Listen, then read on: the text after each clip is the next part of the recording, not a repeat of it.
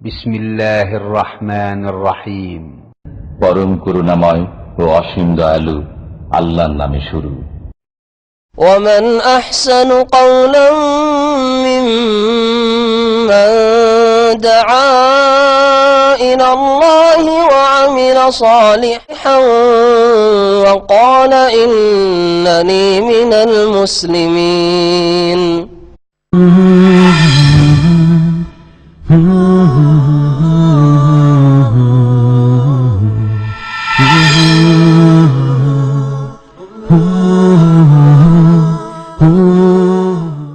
والله جعل لكم من بيوتكم سكنا وجعل لكم من جلود الأنعام بيوتا تستخفونها وجعل لكم من جلود الأنعام بيوتا تستخفونها يوم ضعنكم ويوم إقامتكم ومن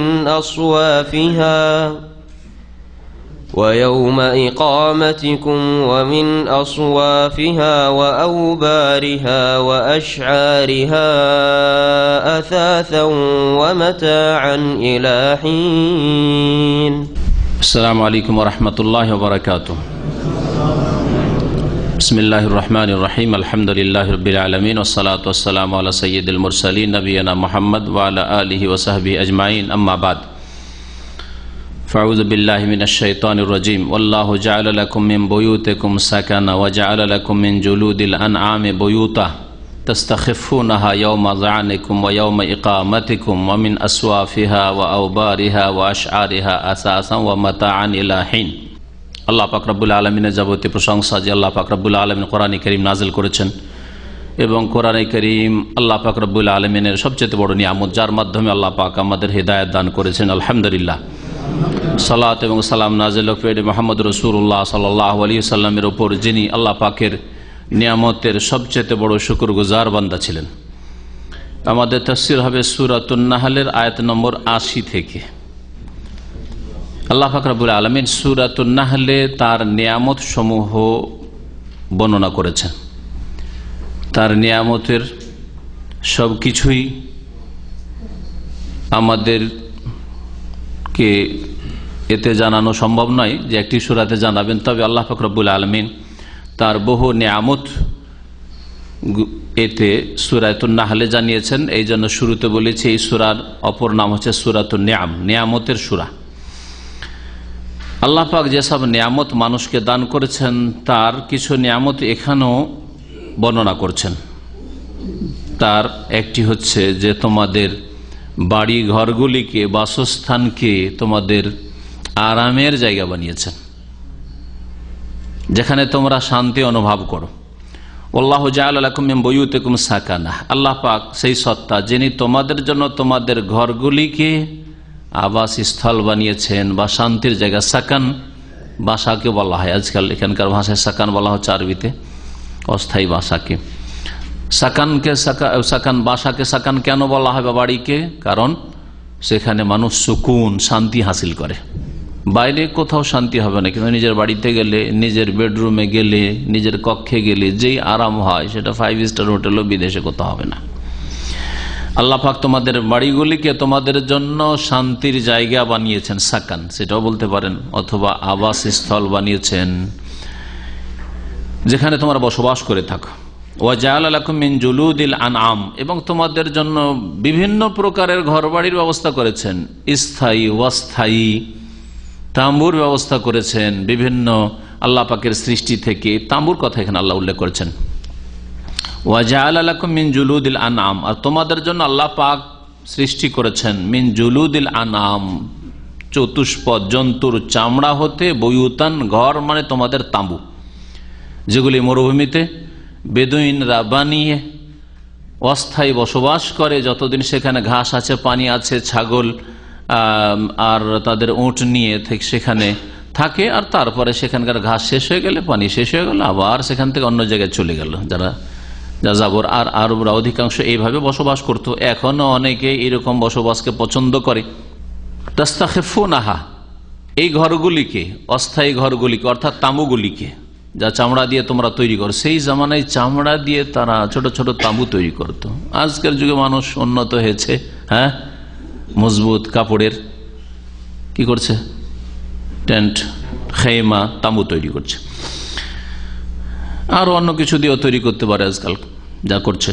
তাস্তাখিফুনাহা, যেগুলিকে তোমরা হালকা মনে করে থাকো, অর্থাৎ যেগুলি বহন করা তোমরা হালকা বোধ করো, বহন করতে তোমাদের কষ্ট হয় না।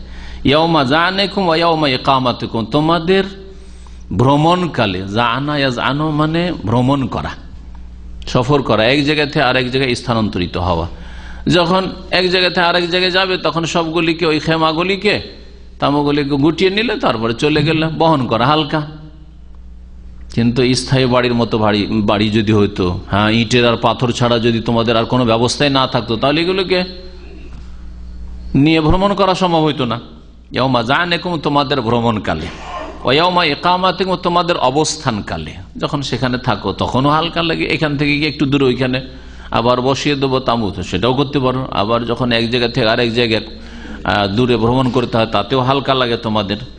ইস্তাখাফা, খাফিফ মানে হালকা, ওখান থেকে হচ্ছে ইস্তাখাফা, যার বহন করাকে তোমরা হালকা অনুভব করো, হালকা মনে করো। ওয়ামিন আসওয়াফিহা ওয়া আওবারিহা ওয়া আশআরিহা আসাসান ওয়া মাতাআন ইলাহিন, আরো আল্লাহর নিয়ামত রয়েছে। আসলে এখানে রয়েছে ওয়া জাআলা মিন আসওয়াফিহা, আর আল্লাহ পাক সৃষ্টি করেছেন মিন আসওয়াফিহা, এই গবাদি পশু, হ্যাঁ, গৃহপালিত পশুর পশম থেকে, সুফের বহু বচন হচ্ছে আসওয়াফ। ও আওবারেহা, ওয়াবারের বহু বচন হচ্ছে আওবার, এর মানে হচ্ছে লোম। আর ও আশআরিহা, শারের বহু বচন, শার মানে হচ্ছে চুল, কেশ। আরবি ভাষায় এক এক জন্তুর লোমকে এক একটা নাম দেওয়া হয়েছে। আসওয়াফ, সুফের বহুবচন, সুফ বলা হয় ভেড়া ভেড়ির লোমকে, সুফ বলা হয়। সুফ থেকেই উনের কাপড়, সুফ মানে আজকাল উন বলা হচ্ছে। ও আওবারে, আওবার বলা হয়, আওবার ওর বহু বচন বলা হয় উটের পশমকে, উটের পশমকে আওবার। নবী করিম সাল্লাল্লাহু আলাইহি ওয়াসাল্লামের একটি হাদিস রয়েছে হজের মৌসুমে উমরা করা সম্পর্কে। জাহিলিয়াতের যুগে লোকেরা হজের মৌসুমে উমরা করাকে খুব গুনার কাজ মনে করত, আর বলতো এজা বারি আদ-দাবার ওয়া আফাল ওয়াবার, যখন ওট সফর করে করে ক্লান্ত হয়ে যায়, তারপরে যখন হজ করে তারপরে যখন শুকিয়ে যাবে, ঘা শুকিয়ে যাবে, আর ওয়া আফাল ওয়াবার, আর যখন বেরিয়ে আসবে, গজিয়ে উঠবে, ওয়াবার মানে উটের পশম, মানে মেহনত করার কারণে আর ওর উপরে বোঝা থাকার কারণে পশমগুলো পড়ে যায় বা পশম অনেক সময় ক্ষয় হয়ে উঠে যায়। তো তারপরে যখন আরাম বিশ্রাম করবে, বাড়িতে পৌঁছে গেছে ওটগুলি, তোমাদের বাহনগুলি, তারপরে যখন দেখা যাবে যে পশমগুলি গজিয়েছে, ফাকাদ হাল্লাতিল উমরাতু লিমান ইতামার, তখন উমরাকারীর জন্য উমরা হালাল হবে, আর হজের মৌসুমে উমরা করা হালাল নাই। এটা জাহেলিয়াতের যুগের লোকেরা বলতো। তো এখানে ওয়াবার শব্দটি ব্যবহৃত হয়েছে, আওবারিহা। আর সারের বহুবচন, সার বলা হয় বকরি, ছাগলের চুলকে, এরকম মানুষের চুলকেও সার বলা হয়, মানুষের চুলকে কি বলা হয়, সার বলা হয়। আল্লাহ পাক রব্বুল আলামিন বলছেন যে তোমাদের আসওয়াফিহা মানে ওই যে আনআম, চতুষ্পদ জন্তু, গৃহপালিত পশু, এগুলির পশম, লোম আর কেশ, চুলে আল্লাহ পাক রব্বুল আলামিন তোমাদের জন্য সৃষ্টি করেছেন কি হিসাবে, আসাসান, গৃহ সামগ্রী। আসাস গৃহ সামগ্রীকে বলা হয়। আসাস আজকাল ব্যবহার করা হচ্ছে বিভিন্ন ফার্নিচারের দোকানগুলিতে লেখা থাকবে, দেখবেন আসাস মনজিলি, গৃহ সামগ্রী। আসাস গৃহ সামগ্রীর ব্যবস্থা করেছেন, এগুলি থেকে গৃহ সামগ্রী তোমরা তৈরি করে থাকো, এটা আল্লাহর নিয়ামত। ওয়া মাতাআন ইলাহিন, এবং তোমরা তোমাদের ব্যবহার্য আসবাবপত্র, হ্যাঁ, ব্যবহার্য জিনিসপত্র তোমরা তৈরি করে থাকো, ব্যবহারের যেসব জিনিস সেগুলি তোমরা করে থাকো। মাতা মানে যেগুলো অস্থায়ী ভোগের বস্তু ব্যবহার করে থাকে মানুষ, আর আসাস হচ্ছে গৃহ সামগ্রী। এগুলি এলাহীন, এক নির্ধারিত কাল পর্যন্ত, কিছু কাল পর্যন্ত এলাহীন, কিছু কালের জন্য তোমরা এগুলি ব্যবহার করে থাকো, যতদিন তোমরা দুনিয়ায় থাকো, বা যতদিন সেগুলি নষ্ট না হয়ে যায়। অনেক সময় মানুষই থেকে গেল, তার যে সামানটা ছিল, গৃহ আসবাবপত্র ছিল, সেগুলি নষ্ট হয়ে গেল, এটাও হয়, এলাহীনের জন্য বলেছেন। আল্লাহ জাআলা লাকুম মিম্মা খালাকা যিলালান, আল্লাহ পাকের আরো নিয়ামত হচ্ছে যে যা আল্লাহ সৃষ্টি করেছেন, সবকিছু আল্লাহ সৃষ্টি করেছেন, তার মধ্য থেকে তোমাদের জন্য ছায়া সৃষ্টি করেছেন। গাছের ছায়া, হ্যাঁ, দেয়ালের ছায়া, ঘরবাড়ির ছায়া, বিভিন্ন কিছুর ছায়া। আল্লাহ যদি ছায়াবিহীন করে দিতেন তাহলে কোথাও ছায়া পেতাম, রোদ আর রৌদ্র থেকে, তাপ থেকে বাঁচার জন্য আশ্রয়স্থল পেতে না। তোমাদের জন্য আল্লাহ পাক যা সৃষ্টি করেছেন তা থেকে ছায়াও সৃষ্টি করেছেন। ওয়া জাআলা লাকুম মিনাল জিবালি আকনানা, এবং পাহাড়ে তোমাদের জন্য আশ্রয়স্থলও তৈরি করেছেন। কান্না একিন্ন মানে আবৃত করা, ঢাকা। এই জন্য কাফের মুশরিকরা বলতো, যারা বলছে আমি কোরআন শুনবো না, কোরআন বুঝবো না, কুলুবুনা ফি আকিন্না, আমাদের হৃদয় আবৃত, ঢাকা রয়েছে। পাহাড়ে আল্লাহ পাক আশ্রয়স্থল তৈরি করেছেন, মানে গুহাগুলি সৃষ্টি করেছে। পাহাড়ের মধ্যে গুহাগুলি আছে, শত্রু থেকে আশ্রয় নিয়ে থাকো, বা প্রয়োজনে কখনো কখনো তোমরা গুহাগুলিতে আশ্রয় থেকে থাকো, ঝড় তুফান থেকে আশ্রয় নিয়ে থাকো। ওয়া জাআলা লাকুম সারাবিল, আর তোমাদের জন্য আল্লাহ পাক রব্বুল আলামিন পোশাক পরিচ্ছদ, সারাবিল সিরবালের বহুবচন, আর সারাউইল ওয়াও দিয়ে সিরওয়ালের বহুবচন। সিরওয়াল মানে শুধু নিচের পোশাকটা, আর সারাবিল এখানে বোঝানো হয়েছে গোটা শরীরে যে কোনো পরিধেয় বস্ত্র। ওয়া জাআলা লাকুম সারাবিল, আর তোমাদের জন্য পোশাক পরিচ্ছদের ব্যবস্থা করেছেন। তাকিকুম আল হাররা, তোমাদেরকে যা তাপ থেকে রক্ষা করে। আল্লাহ পাক পোশাকের যে নিয়ামত দান করেছেন, এই পোশাকের নিয়ামতের উপকারিতা সম্পর্কে বলছেন তোমাদেরকে তাপ থেকে রক্ষা করে। শীত থেকে রক্ষা করে না? শীত থেকে তো রক্ষা করে। তাপ থেকে রক্ষা করা বেশি গুরুত্বপূর্ণ না শীত থেকে রক্ষা করা বেশি গুরুত্বপূর্ণ? শীত থেকে। তো শীতের কথা এখানে বললেন না কেন? এর জবাব আছে। এই সূরা নাহলের শুরুতে দেখবেন আল্লাহ পাক রব্বুল আলামিন সেখানে বলেছেন তোমাদের পোশাক তৈরি করেছেন, তাতে তোমাদের জন্য কি রয়েছে? দিফউন ওয়া মানাফি। হ্যাঁ, আয়াত নম্বরটা একটু আবার দেখে নেন আপনারা, তাহলে এর সাথে মিলিয়ে নিতে সুবিধা হবে। আল্লাহ পাক রব্বুল আলামিন বলছেন আয়াত নম্বর 5, ওয়াল আনআমা খালাকাহা লাকুম ফিহা দিফউন ওয়া মানাফি, আর গবাদি পশুকে আল্লাহ সৃষ্টি করেছেন তোমাদের উদ্দেশ্যে, তোমাদের স্বার্থে। ফিহা, এই গবাদি পশুর কিছু অংশে কি রয়েছে? দিফউন, তোমাদের শীত বস্ত্র রয়েছে, শরীরকে গরম রাখবে এর ব্যবস্থা রয়েছে। শীতের বস্ত্র তৈরি করে থাকো তোমরা, সুফ দিয়ে, হ্যাঁ, উনের কাপড় তৈরি হয়। ওয়া মানাফি, এতে বহু উপকারিতা রয়েছে। তো আল্লাহ পাক রব্বুল আলামিন সূরা নাহলের প্রথম দিকে মৌলিক বড় বড় নিয়ামতগুলি উল্লেখ করে দিয়েছেন, আর তারপরে তখন বাকি অন্যান্য আরো নিয়ামত আল্লাহ পাক উল্লেখ করছেন। তো দুটো দিক রয়েছে পোশাকের। পোশাক দিয়ে মানুষ ঠান্ডা শীত থেকে বাঁচে, আর পোশাক দিয়ে রোদের তাপ থেকে বাঁচে। খালি গায়ে সারা জীবন যদি অসভ্য যারা জঙ্গলি মানুষ ছিল বা হয়তো আছে, কারণ কেরালার জঙ্গলে এখনো নাকি উলঙ্গ মানুষ আছে, মানুষকে দেখলে তারা পালাইতে শুরু করে, হ্যাঁ, জঙ্গলি মানুষ। তো তারা উলঙ্গ পশু পাখির মতো বসবাস, যেমন ভাবে মায়ের পেট থেকে ভূমিষ্ঠ হয়েছে। তো এইরকম যদি রোদ্রে তবে সবসময় থাকে, বড়ই কষ্টকর। তাও শরীরে কাপড় থাকায় রোদটা অনেকটা কম লাগে চামড়ার উপর। তো এই একটা নিয়ামত রয়েছে, ফায়দা রয়েছে, সেটা আমাদের এখানে আল্লাহ পাক রব্বুল আজকের যে দর্শ রয়েছে তাতে উল্লেখ করেছেন। আল্লাহ পাক বলছেন যে তোমাদের পোশাক আল্লাহ পাক সৃষ্টি করেছেন তাকিকুমুল হাররা, যা তোমাদেরকে গরম থেকে তাপ থেকে রক্ষা করে। ওয়া সারাবিলা, আর বেশ কিছু পোশাক তৈরি করেছেন আল্লাহ পাক রব্বুল আলামিন, তোমাদেরকে তৈরি করার ব্যবস্থা দান করেছেন। এক তো যোগ্যতা দান করেছেন মানুষকে, আর যে সব জিনিস থেকে তৈরি হবে সেগুলি আল্লাহ পাক পৃথিবীতে সৃষ্টি করে রেখেছেন। সেগুলি কি করে? আর কিছু পোশাক তাকিকুম বাসাকুম, তোমাদের রণক্ষেত্রে তোমাদের রক্ষা করে, যুদ্ধক্ষেত্রে তোমাদের রক্ষা করে। কোন পোশাক? বর্ম, যুদ্ধ বর্ম, যে যুদ্ধের মাঠে কাজে আসে, শরীরে লোহার বর্ম, যা লোহা দিয়ে বা এরকম কোন শক্তিশালী জিনিস দিয়ে মানুষ তৈরি করতে পারে। কাযালিকা ইউতিম্মু নি'মাতাহু আলাইকুম, এইভাবে আল্লাহ পাক তোমাদের ওপর তার অনুগ্রহকে পরিপূর্ণ করেছেন। লাআল্লাকুম তুসলিমুন, এই জন্য নয় যে খাবে দাবে আর কি করবে? পাপ করবে, শুধু আল্লাহ দ্রোহিতা করবে, ভোগ বিলাস করবে না। লাআল্লাকুম তুসলিমুন, যাতে করে তোমরা আত্মসমর্পণ করো, মুসলিম হও। তুসলিমুন মানে মুসলিম। মুসলিম কাকে বলে? যে আত্মসমর্পণ। ইসলাম মানে আত্মসমর্পণ করা আল্লাহ পাকের সামনে, স্রষ্টার সামনে, মুনঈম নিয়ামত দানকারী অনুগ্রহকারীর সামনে তোমরা আত্মসমর্পণ করবে, তার বিধানের সামনে। ফাইন তাওয়াল্লাউ, এই কথা জানিয়ে দেওয়ার পরে তারা যদি ফিরে যায়, বিমুখ হয়, হে নবী, তাহলে ফাইন্নামা আলাইকাল বালাগুল মুবিন, তাহলে তোমার আর এর বেশি কিছু দায়িত্ব নেই। তোমার কাজ হচ্ছে একমাত্র সুস্পষ্ট রূপে পৌঁছিয়ে দেওয়া। তোমার কাজ হচ্ছে পৌঁছিয়ে দেওয়া, হিসাব জবাব তাদেরকে দিতে হবে।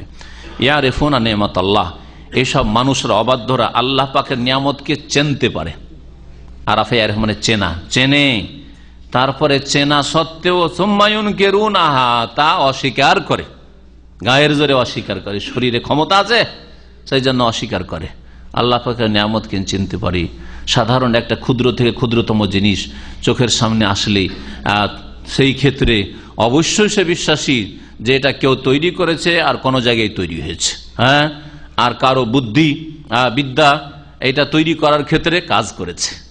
আর নিজের শরীরটা দেখে রবকে চিনতে পারলো না। অফি আনফুসিকুম আফালা তুবসিরুন, আল্লাহ পাক রব্বুল আলামিনকে চিনতে পারতে যদি তোমরা তোমাদের শরীরটাই গভীরভাবে চিন্তা করে দেখতে যে এত সুন্দর অবয়বে প্রাকৃতিক তৈরি হয়ে গেল, নাকি এরও কেউ সানে তৈরি করনেওয়ালা, এরও কেউ খালেক সৃষ্টিকর্তা আছেন, তিনি আল্লাহ পাক রব্বুল আলামিন। ইয়ারিফুনা নিয়ামাতাল্লাহ, আল্লাহ পাকের নিয়ামতগুলিকে চেনে। সুম্মায়ুনকিরুনাহা, অতঃপর তা অস্বীকার করে। ওয়াকসারুহুমুল কাফিরুন, কারণ তাদের অধিকাংশ হচ্ছে অস্বীকারী, অমান্যকারী কাফির।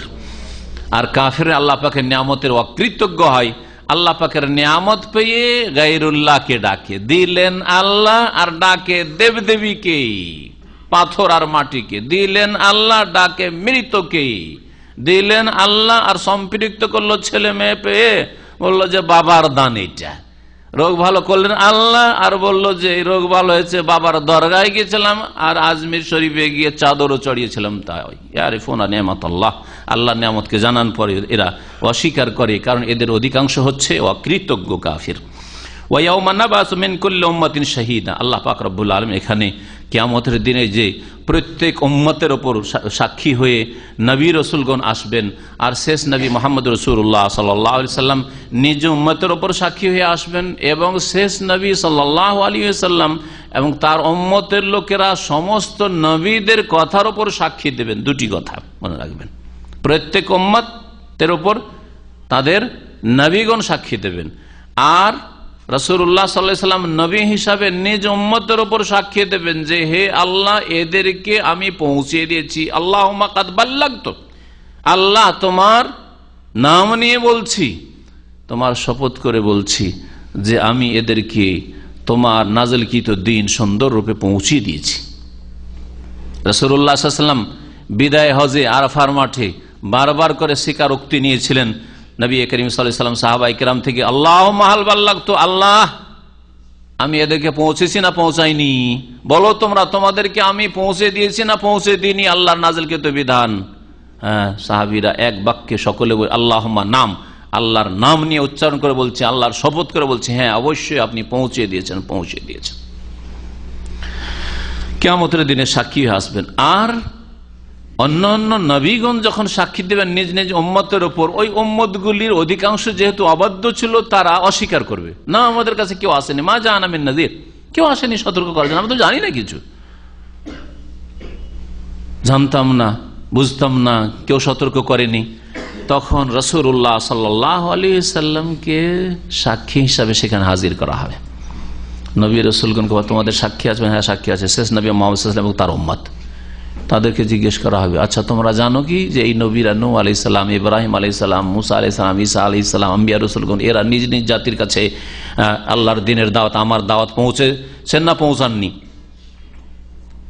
হ্যাঁ আমরা জানি। সাক্ষী দেবেন সকলে যে হ্যাঁ এই নবীরা সকলেই নিজের দায়িত্ব পুরোপুরি পালন করেছেন, আল্লাহ তোমার দ্বীনের দাওয়াত পৌঁছে দিয়েছেন। কি করে জানলে? বলছে কোরআন কারীম থেকে, ওহী থেকে।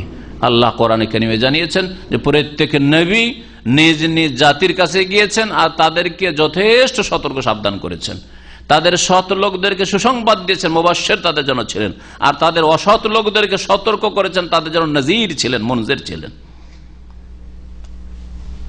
আল্লাহ পাক কোরআনে কারীমে বলছেন, ওমা কুন্না মুআযযিবিনা হাত্তা নাবাসা রাসূলা, কোন জাতিকে আমি শাস্তি দেব না যতক্ষণ পর্যন্ত তাদের জন্য রাসূল না পাঠিয়েছি।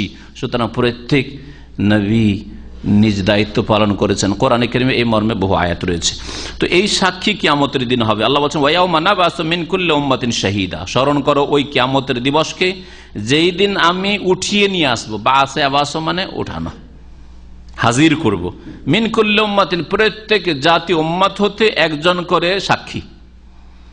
সুম্মা লা ইউযানু লিল্লাযিনা কাফারু, অতঃপর ওই সব লোকদেরকে যারা অস্বীকার করেছিল, অমান্য করেছিল, কাফের, তাদেরকে অনুমতি দেওয়া হবে না কোন ওজোর পেশ করার।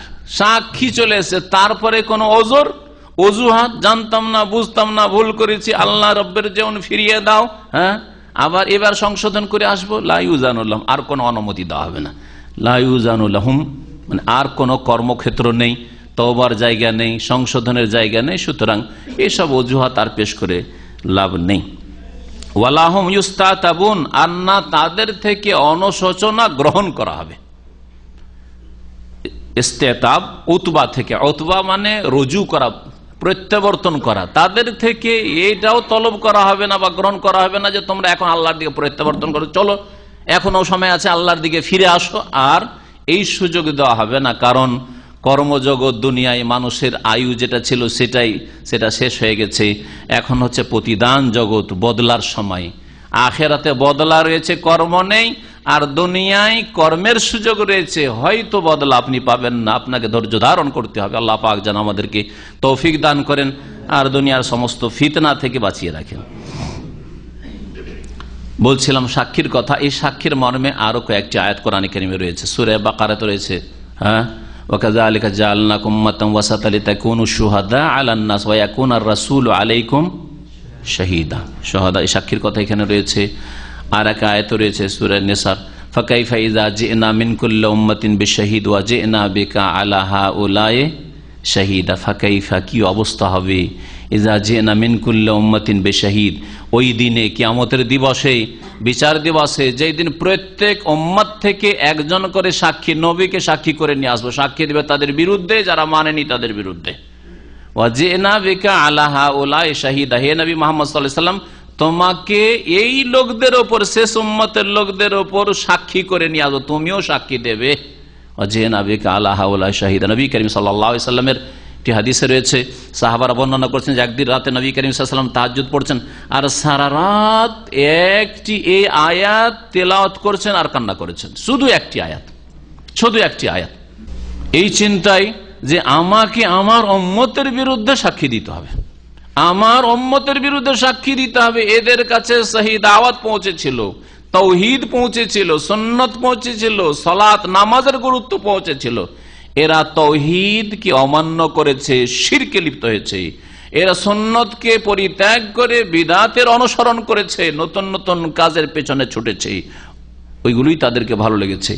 এরা নামাজ পর্যন্ত 5 ওয়াক্ত আদায় করে, জুমা পড়া মুসলিম ছিল। নবী করিম সাল্লাল্লাহু আলাইহি ওয়াসাল্লাম এই সমস্ত পাপীদের বিরুদ্ধে, যারা যেই রকমের পাপে ছিল, তাদের বিরুদ্ধে বিপক্ষে সাক্ষী দেবেন। কোরআনে কারীমে আল্লাহ পাক একাধিক আয়াতে উল্লেখ করেছেন।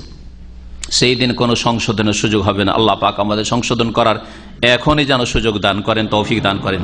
ওয়াইযা রাআল্লাযীনা যালামুল আযাব, আর জালেমরা যখন আযাব শাস্তি দেখে নেবে, ফালা ইউখাফফাফু আনহুম, কিয়ামতের দিনে আযাব যখন প্রত্যক্ষ করবে, তারপরে তাদের আযাবকে হালকা করা হবে না। আযাব হালকা করা, আযাব হালকা কেমন করে হয়? আযাব হালকা স্থগিত করে দাও, কিছুদিন না হওয়া, অথবা আযাবের যেটা পরিমাণ রয়েছে সেটাকে কমিয়ে দেওয়া, সেটাও হইতে পারে। এমন কিছু করা হবে। ওয়ালা হুম ইউনজারুন, আর তাদেরকে ছাড়ও দেওয়া হবে না, তাদেরকে অবসরও দেওয়া হবে না। ওয়াইযা রাআল্লাযীনা আশরাকু শুরাকাহুম, আর যখন মুশরিকরা, বহুত্ববাদীরা, যারা শিরকে লিপ্ত ছিল, শিরকি আকীদা, শিরকি আমল, শিরকি ইবাদত করেছে, শিরকের ধর্ম পালন করেছে, শিরকের সাথে সংমিশ্রণ করে আল্লাহ পাকের ইবাদতবন্দি করেছে, তারা যখন তাদের উপাস্যদেরকে দেখবে, যারা দেবদেবীর পূজা করেছে তাদেরকে দেখবে, আর যারা পীর ফকির দরবেশের অলি আউলিয়ার পূজা করেছে, বুজুর্গানের দিনের পূজা করেছে, কবর মাজার পূজা করেছে, তাদেরকে দেখবে। যারা ঈসা আলাইহিস সালামের পূজারী হয়ে 3 খোদায় বিশ্বাসী হয়েছে, তারা ঈসা আলাইহিস সালামকে দেখবে। তখন তারা দোষ চাপাবে অন্যদের উপর। ভক্তরা তাদের উপাস্যদের উপর দোষ চাপাবে, এরাই তো আমাদেরকে বলেছে। আর অধিকাংশরা এদেরকে বলেননি। এই মূর্তিগুলির কোনো ভাষা নেই, গাছের, পাথরের আর মাটির কোন বাকশক্তি আছে যেদেরকে বলেছে যে আমার পূজা করো। হ্যাঁ, লক্ষ্মী সরস্বতী বলেছে আমার পূজা করো। হ্যাঁ, তো এগুলো হ্যাঁ বাকশক্তি নেই। আর যাদের বাকশক্তি আছে তাদের অধিকাংশই সৎ ছিল, সুতরাং সৎ লোকেরাই শিরক করতে বলেনি। সূরা মায়েদার শেষ রুকুতে রয়েছে, ঈসা আলাইহিস সালামকে আল্লাহ কিয়ামতের দিন জিজ্ঞাসা করবে, আনতা কুলতা লিন-নাস, এই খ্রিস্টান মানুষদেরকে তুমি বলেছিলে ইত্তাখিযুনি ওয়া উম্মিয়া ইলাহাইন মিন দুনিল্লাহ, আমাকে আর আমার মাকে দুই উপাস্য এলাহ বানিয়ে নিও আল্লাহর সাথে, এটা শিখিয়েছিলে? কালা সুবহানাক, কিয়ামতের দিনে ঈসা আলাইহিস সালাম বলবে, আল্লাহ তুমি পাক পবিত্র, তোমার তাসবিহ করি, সুবহানাল্লাহ সুবহানাক, মা ইয়াকুনু লি আন আকুলা মা লাইসা লি বিহক, এই কথা কি করে আমি বলতে পারি যেটা আমার হক নয়, আমার প্রাপ্য নয়, আপনার প্রাপ্য, আপনার হক ইবাদত, এই কথা কি করে বলতে পারি? ইন কুনতু কুলতুহু ফাকাদ আলিমতা, আল্লাহ কেন আমাকে জিজ্ঞেস করছো? আমি যদি বলে থাকি তো তুমি তো জানো, আমি তো বলিনি সব কথা। লম্বা ওখানে সে আলোচনা রয়েছে। তো আসল বিষয়ে ফিরে আসি।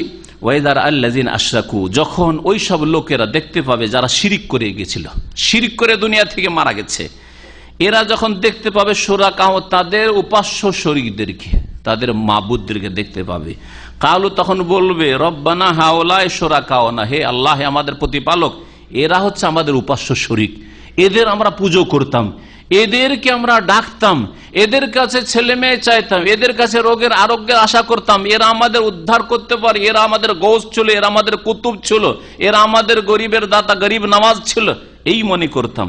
আল্লাযীনা কুননা নাদউ মিন দুনিকা, যাদেরকে আপনাকে বাদ দিয়ে বা আপনার সাথে ডাকতাম, আপনার ছাড়া, মিন দুনিকা মানে আপনার ছাড়াও, তো আল্লাহকে ডাকে এদেরকেও ডাকে, এটা ওতে শামিল। আর আল্লাহকে বাদ দিয়ে যদি ডাকে একবার পুরোপুরি ওদেরকে ডাকে, তারাও শামিল। আল্লাযীনা কুননা নাদউ মিন দুনিক, আপনার ছাড়া এদেরকে আহ্বান করতাম, ইয়া গাউস, ইয়া গাউসুল আজম, মহান উদ্ধারকারী। আল্লাহ পাক ছাড়া কি মহান উদ্ধারকারী কেউ হইতে পারে? আল্লাহ ছাড়া কেউ গরিব নামাজ হইতে পারে, গরিবের দাতা হইতে পারে? আল্লাহ ছাড়া কেউ দস্তগীর, হাত ধরে উদ্ধারকারী বালা মুসিবত থেকে হইতে পারে? কেউ হইতে পারে না। একমাত্র আল্লাহ পাকের সিফাত, আল্লাহ পাকের গুণ, এগুলি যেগুলি মানুষকে দিয়ে দেওয়া হয়েছে, মৃতদেরকে দিয়ে দেওয়া হয়েছে, জীবিতও তো এইসব অসাধারণ কাজ করতে পারে না।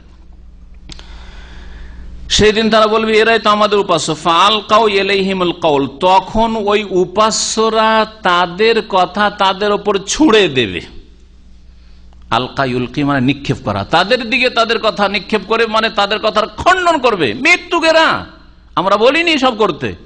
আব্দুল কাদের জিলানী রাহিমাহুল্লাহ বলবেন যে আমি আমার পূজা করতে বলিনি, আমার কবর পাকা করতে বলিনি, আমি নবীর তরিকায় ছিলাম। পড়ুন তার গুনিয়াতুত তালেবিন। তিনি কোরআন সুন্নাহর অনুসারী ছিলেন, কোরআন সুন্নাহর অনুসারী ছিলেন, আর সে সবচেয়ে বড় গোস আল্লাহ পাকের শরীক হয়ে গেল। আউযু বিল্লাহ, এই যে কোন ধর্ম, আল্লাহ পাক হেফাজত করে। ফালকাউ ইলাইহিমুল কাউল, এরা তাদের কথা ছুঁড়ে ফেলবে, খণ্ডন করবে।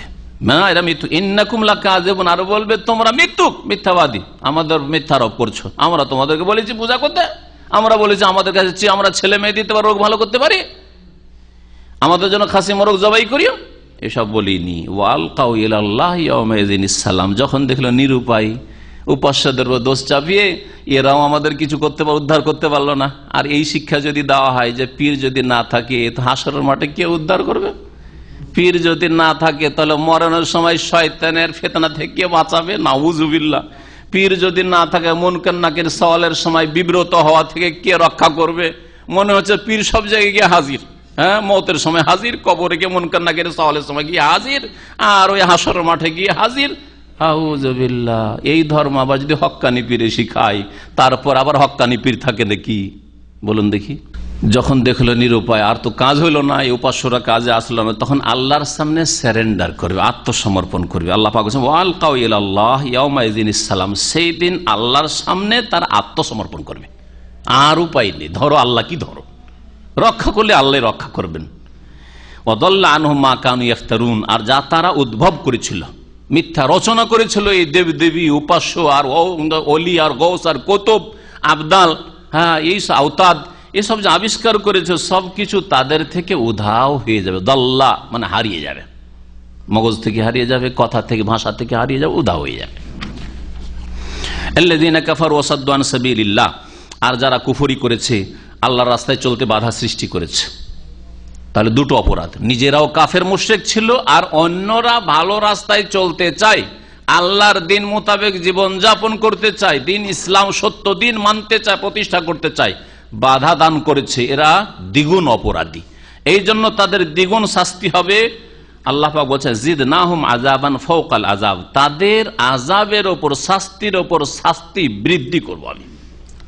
কারণ তারা অসংখ্য মানুষকে পথভ্রষ্ট করেছে, তাদের ভয়ে, তাদের দাপটের ভয়ে, তাদের জুলম অত্যাচারের ভয়ে, তাদের মারধরের ভয়ে, সামাজিক চাপে আর রাজনৈতিক চাপে হক কথা মানতে পারেনি, তাওহীদ মানতে পারেনি, সুন্নত মানতে পারেনি, সহিহ নামাজ পড়তে পারেনি। জিদনাহুম আযাবান ফাওকাল আযাব, যারা কুফরি করেছে, কোরআন এবং হাদিস মানতে চাই না, কোরআন হাদিস মানতে চাই না, কোরআন হাদিস পেশ করলে তারা অন্য কিছু পেশ করে। ওয়াসাদ্দু আন সাবিলিল্লাহ, নিজেরাও মানতে চায় না। আরে তোমাদের যদি ভুলটা মানার, আমাদের কাছে যেটা ভুল বলছি আমরা, সেটা মানার যদি তোমাদের স্বাধীনতা থাকে, আমরা তো তোমাদের সাথে চাপ সৃষ্টি চাপাচাপি করতে যাই না, তো আমাদের হকটা সত্যটা মানার কেন স্বাধীনতা থাকবে না? এই স্বাধীনতা কেন ছিনিয়ে নেবে? তোমাদের যেমন স্বাধীনতা আছে লাইক রাহাফি দিনই যদি পেশ করো, তো তোমরা তোমাদেরটা করো, লাকুম দীনুকুম ওয়ালিয়া দিন, আমাদেরটা আমাদেরকে পালন করতে দাও। আমাদের দিনী ভাইরা যদি তোমার গ্রামে 5টাও থাকে, 2টোও থাকে, সে যেইভাবে সালাত আদায় করেছে, যেইভাবে আল্লাহ পাকের ইবাদত বন্দেগী, সেইভাবে তাকে করতে দাও। এই স্বাধীনতা খর্ব কেন করছো? আল্লাহ পাক রব্বুল আলামিন যেন আমাদের সকলকে হিদায়াত দান করেন। এদের জন্য কঠোর শাস্তি রয়েছে, যারা নিজেরাও মানেনি আর অন্যকেও মানতে দেয়নি। জিদনাহুম আযাবান ফাওকাল আযাব, আল্লাহ বলছেন আমি তাদের আযাবকে বেশি করে দেব, জিদনাহুম বাড়িয়ে দেব, ফাওকাল আযাব আযাবের উপর আযাব, শাস্তির উপর শাস্তি বৃদ্ধি করে দেব। কেন? বেমা কানু ইউফসিদুন, কারণ এরা বিশৃঙ্খলা সৃষ্টিকারী ছিল, এরা ফাসাদি ছিল, এরা মানুষকে হক থেকে, সত্য থেকে বাধা দিয়েছে, সত্য মানতে বাধা সৃষ্টি করেছে, ফাসাদি এরা।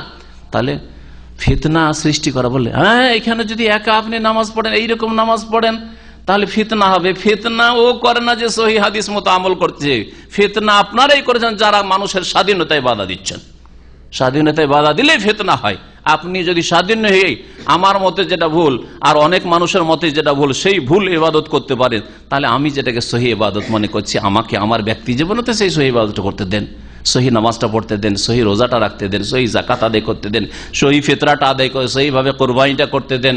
আপনি মিলাদ করবেন, আপনার মেলাগুলি ঈদ রয়েছে, আমার 2টো ঈদ, ঈদুল ফিতর, ঈদুল আজহা সহিহ তরিকায় আদায় করতে দেন।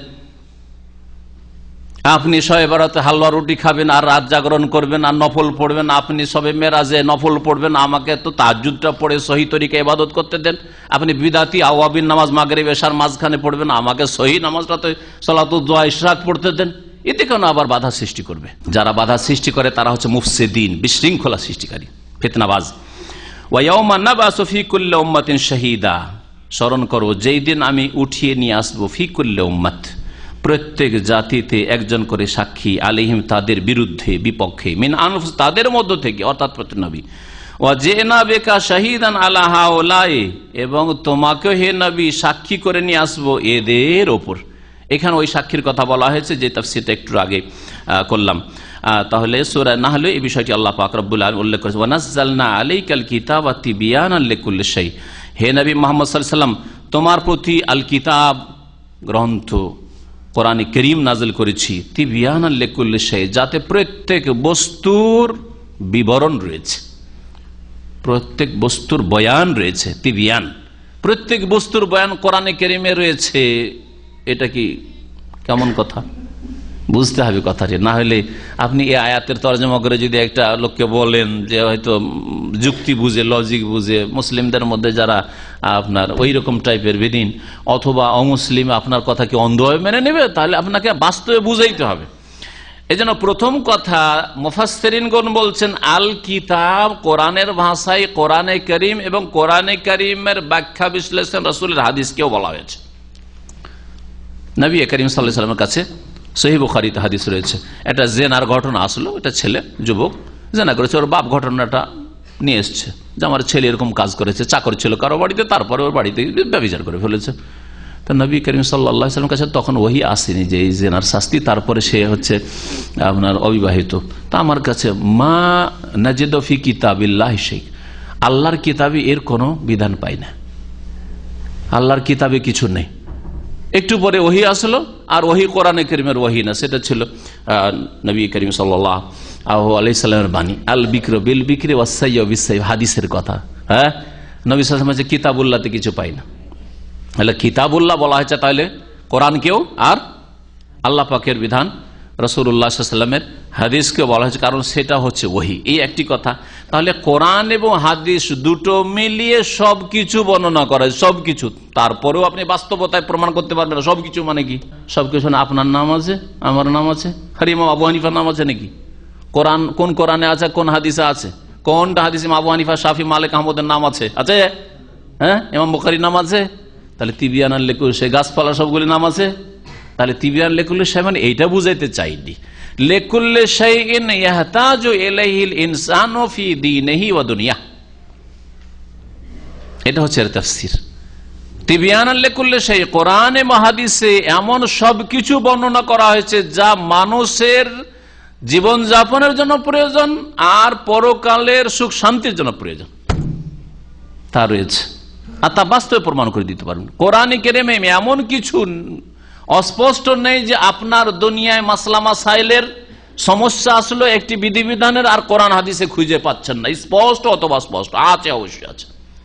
আপনি পান না, আপনার এলমের অভাব রয়েছে, জ্ঞানের অভাব রয়েছে। আপনার চাইতে বড় জ্ঞানী, আমার চাইতে যে বড় জ্ঞানী, সে পেতে পারে। আখিরাতে যা প্রয়োজন, আখিরাতের কল্যাণের জন্য, দুনিয়া আখিরাতের কল্যাণের জন্য, মানব জাতির কল্যাণের জন্য যা কিছু প্রয়োজন, তিবিয়ানাল লিকুল্লি শাই, কোরআন এবং হাদিসে তার বয়ান রয়েছে, অবশ্যই রয়েছে। মানুষ দুনিয়ার উন্নতি করতে পারে শিক্ষার মাধ্যমে। একটা ফকিরের ছেলে রাষ্ট্রপতি হইতে পারে, হ্যাঁ, একটা মেথরের ছেলে, শূদ্রের ছেলে রাষ্ট্রপতি, প্রধানমন্ত্রী হইতে পারে। ভারতে হয়েছে না, হয় নাই?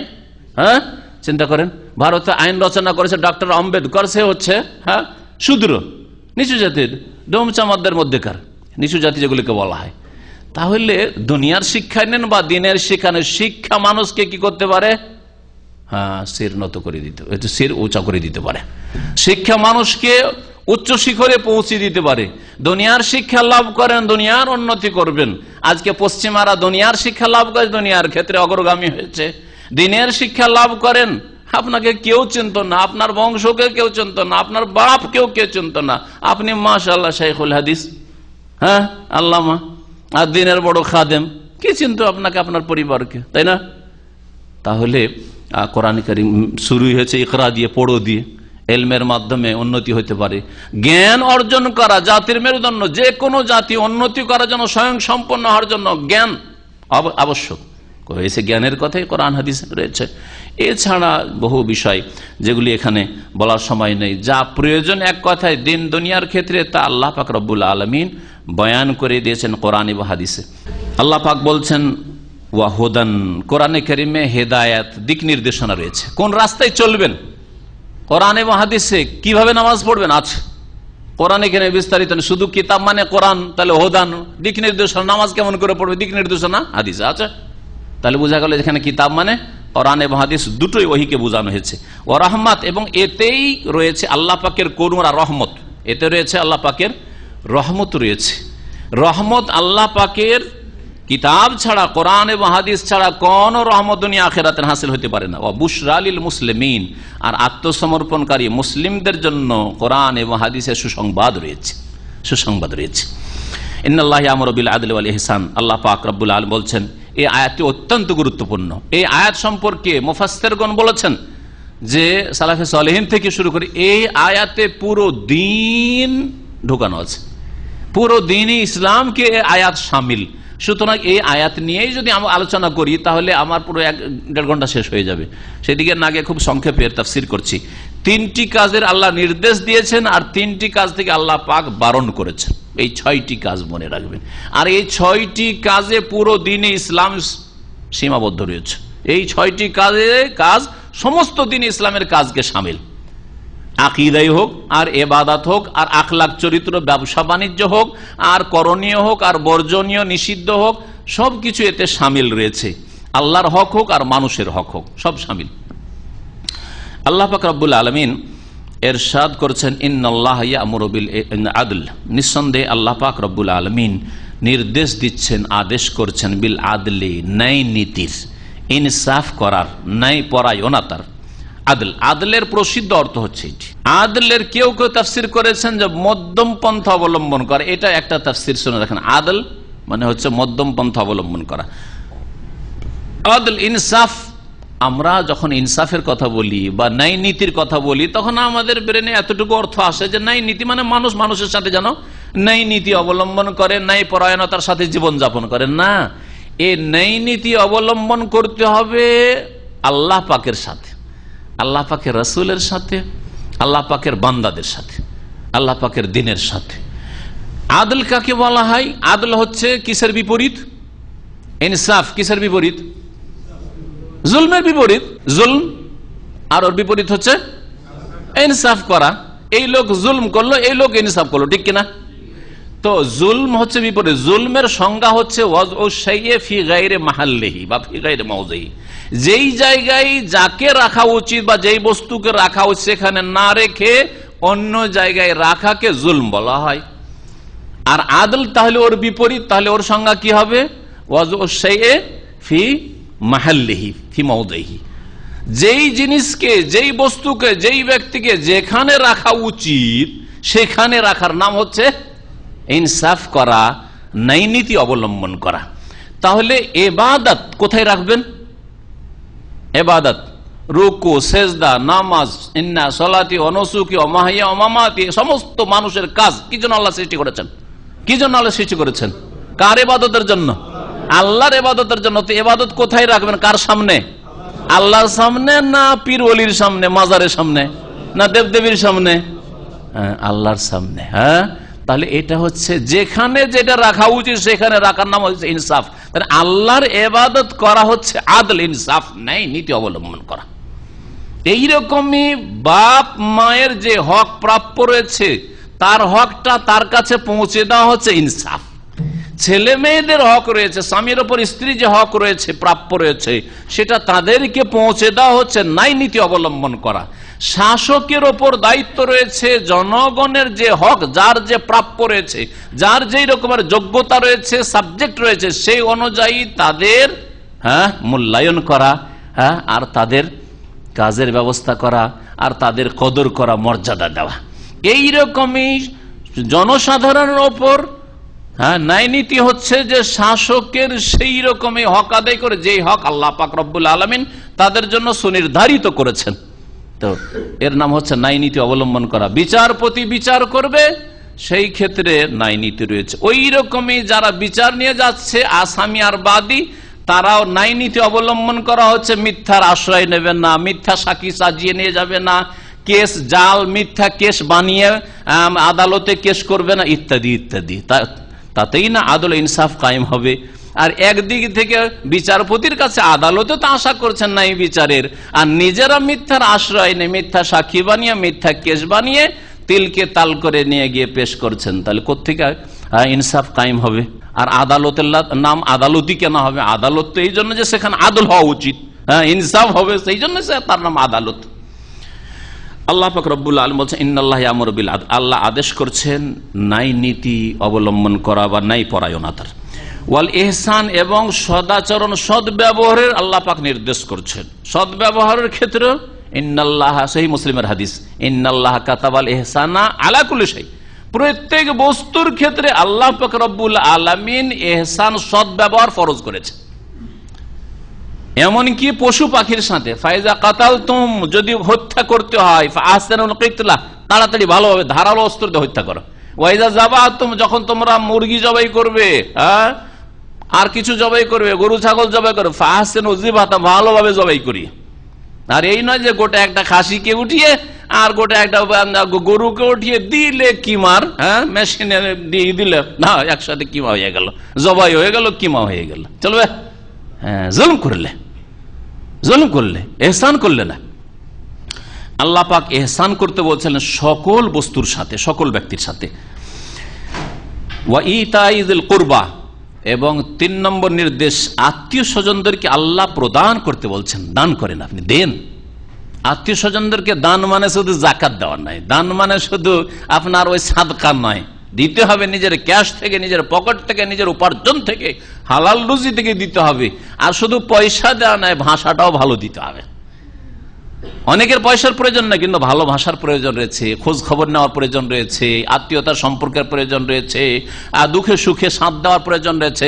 তারা দুঃখে কষ্টে পড়েছে, ওর বাড়ি মারা গেছে, আমাদের তাতে কি, আমরা তো আরামে আছি। ওর বাড়ি দুর্দিন নেমেছে, ওর ছেলে হারিয়ে গেছে, ওর এই বালামসি অসুস্থ হয়েছে, হাসপাতালে আছে, আমার তাতে কি। আপনি যেটা দেওয়া উচিত ছিল আত্মীয়দেরকে সেটা দিলেন না। ওয়াইতাইযিল কুরবা, আত্মীয় স্বজনদেরকে আল্লাহ দিতে বলেছেন। ওয়ায়ানহা আনিল ফাহশা, আর আল্লাহ পাক নিষেধ করেছেন ফাহশা, অশ্লীল কথা কাজ থেকে, অশ্লীলতা থেকে। অশ্লীল কথা কাজ ফাহেশা বলা হয় এমন পাপগুলিকে যেগুলি আল্লাহর কাছে সমস্ত আসমান থেকে নাজেল করা দিনে ঘৃণিত, নোংরা, আর সেগুলি রুচি সমাজের মানুষের কাছেও নোংরা কথা কাজ, সেগুলিকে অশ্লীল বলা হয়। এজন্য শিরক হচ্ছে ফাহেশা।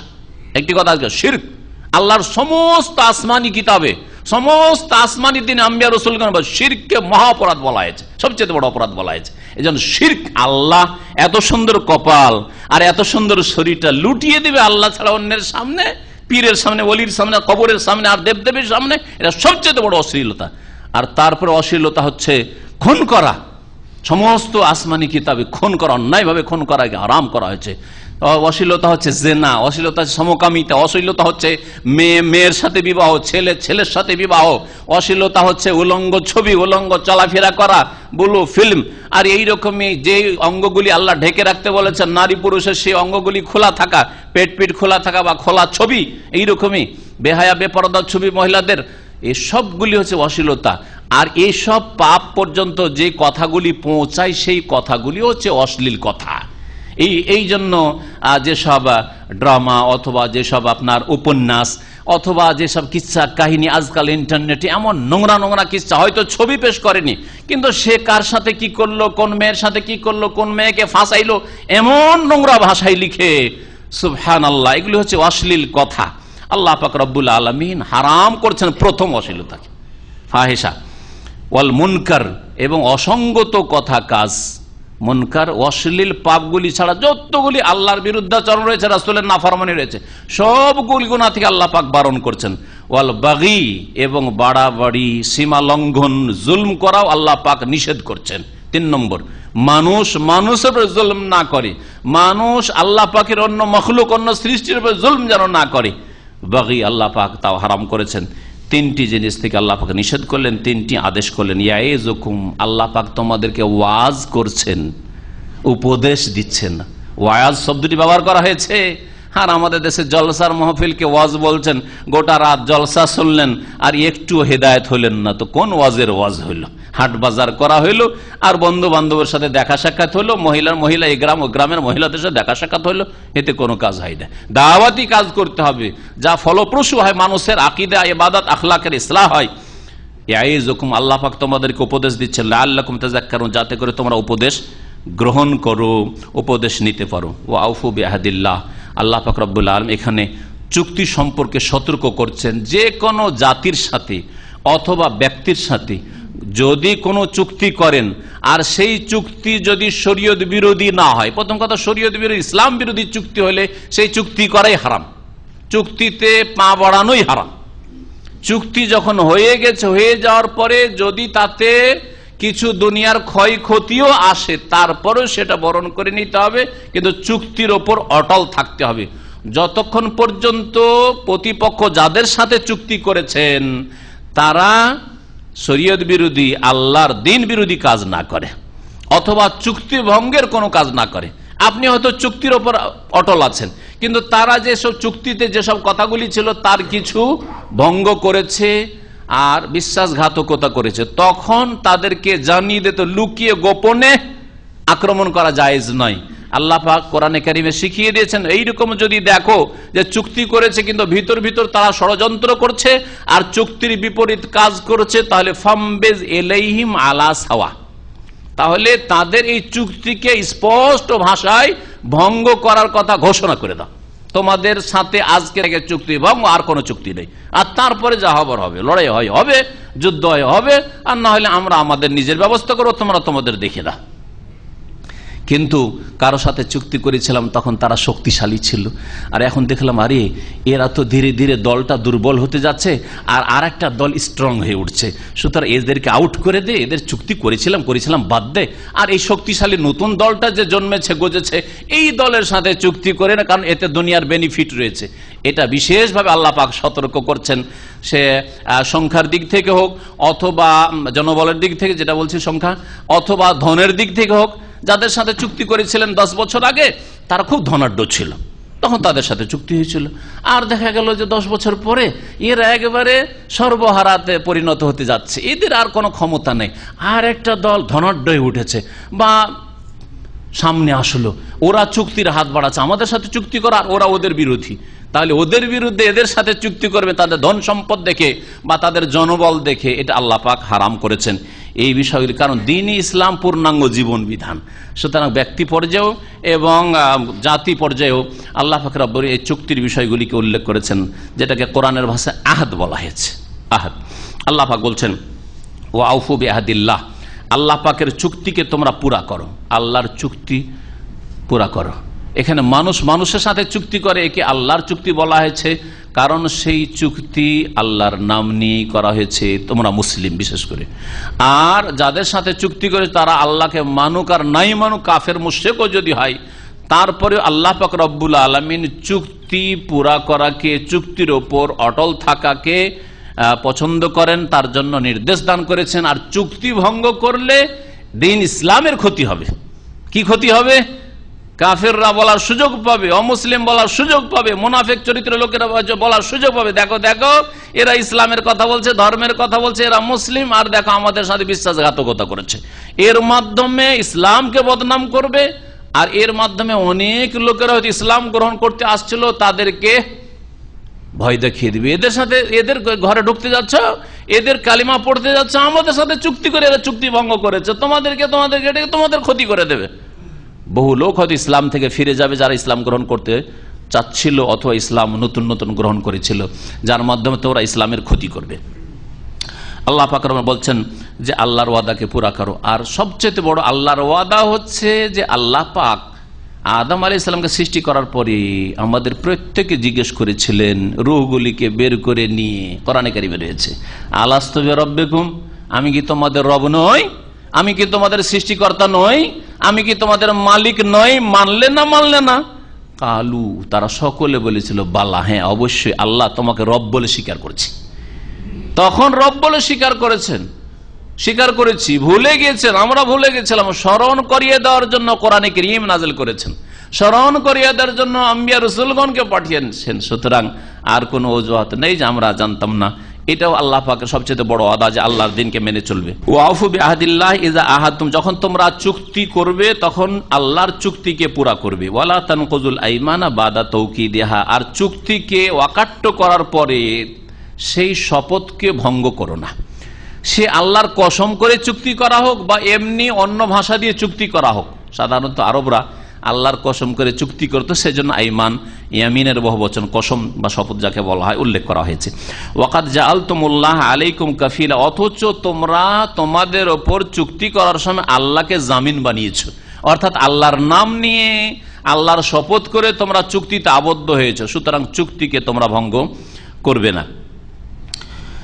ইন্নাল্লাহ ইয়ালামু মা তাফআলুন, তোমরা যা কিছু করো আল্লাহ পাক জানেন। ওয়ালা তাকুনু কাল্লাতী নাকাদাত গাজলাহা মিন বাদি কুওয়াতিন আনকাসা, এখানে আল্লাহ পাক রব্বুল এই চুক্তি সম্পর্কে আরো একটু বিস্তারিত বুঝাচ্ছেন মানব জাতিকে যে ওই মহিলার মতো হইও না, যেই মহিলা সারাদিন বড় পরিশ্রম করে কষ্ট করে কি করত, চরখায় সুতা কাটত, হ্যাঁ সুতা পাক দিত, আর তারপরে সুতো তৈরি করার পরে সন্ধ্যাবেলা মাঝখান থেকে সুতোগুলিকে গোল করলো, গোলাকার, তারপরে কি করলো, ছিঁড়ে ফেললো বা কেটে ফেললো, সারাদিনের মেহনতকে কি করলো? বেকার করে দিল, ব্যর্থ হয়ে গেল, কোনো কাজে লাগলো না। এই আয়াতে এক মহিলার কথা উল্লেখ করা হচ্ছে, কোন বিশেষ মহিলা না, সাধারণত মহিলারা যেহেতু এই সুতা কাটা চরকার কাজটা করে যুগে যুগে, আর ওই যুগে করতো, এখনো যারা তাঁতি ওদের দেখেন মহিলারা এই সুতা কাটা কাজটা করে বেশিরভাগ।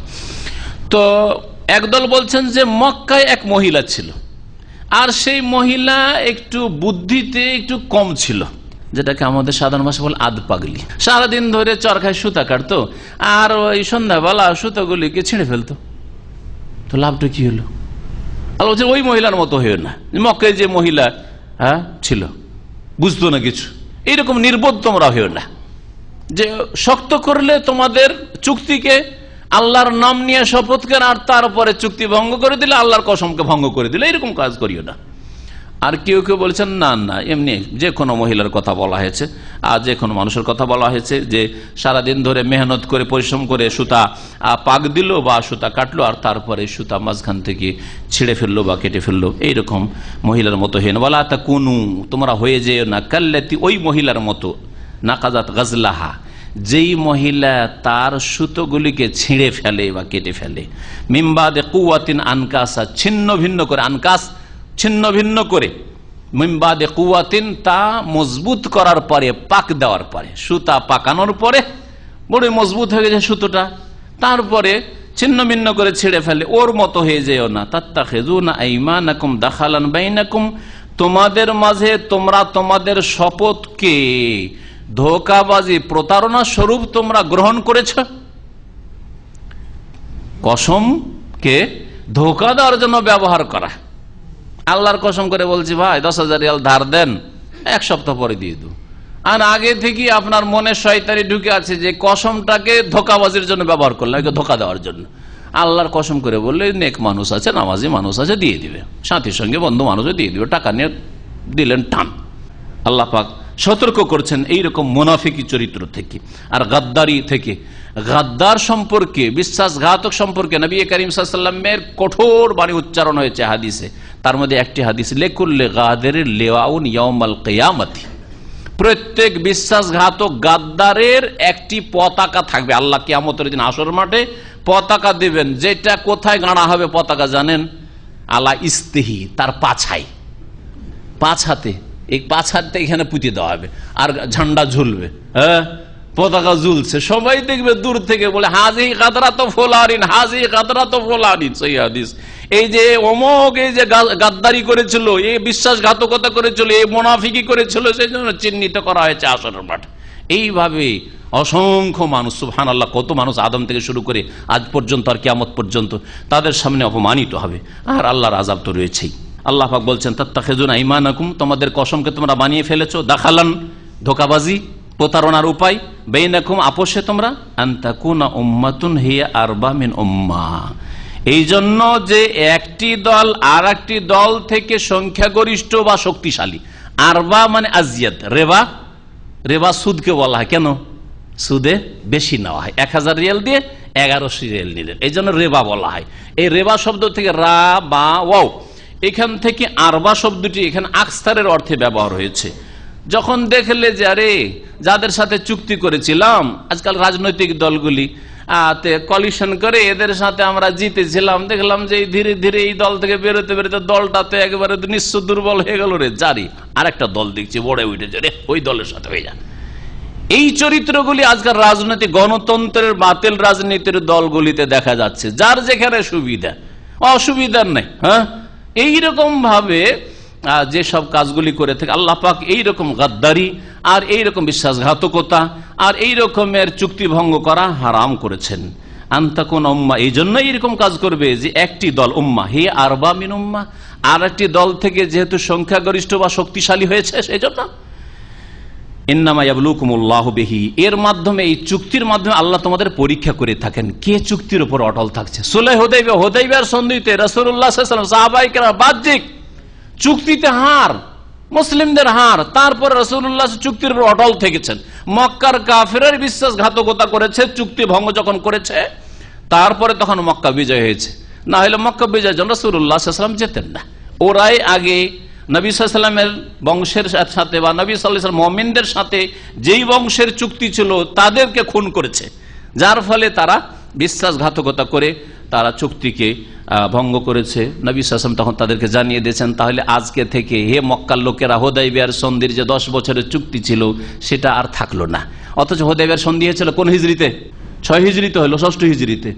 আর 2 বছর পরেই 10 বছরের জন্য সন্ধি হলো, তো 2 বছর পরে মক্কা বিজয় কি করে হইল? এই সংশয় এর থেকে দূর হবে। ওরাই বিশ্বাসঘাতক গাদ্দারি করেছিল। তখন নবী সাল্লাল্লাহু আলাইহি ওয়াসাল্লাম জানিয়ে দিলেন যে দেখো, তোমরা যেহেতু আমাদের দলের লোককে খুন করেছো, আমাদের সাথে যাদের চুক্তি ছিল তাদের ওই দলের সাথে, হ্যাঁ, সুতরাং আমাদের হালিফ বলা হয়। এক দল আর এক দলের সাথে, আরব গোত্রীয় শাসন ছিল, তো এক দল আর এক দলের সাথে, এক গোত্র এক বংশ আর এক বংশের সাথে হালিফ মানে মিত্রতা স্থাপন করতো। এটা আমাদের লোক, মুসলিম হোক আর অমুসলিম হোক, যেই হোক, এ আমাদের লোক।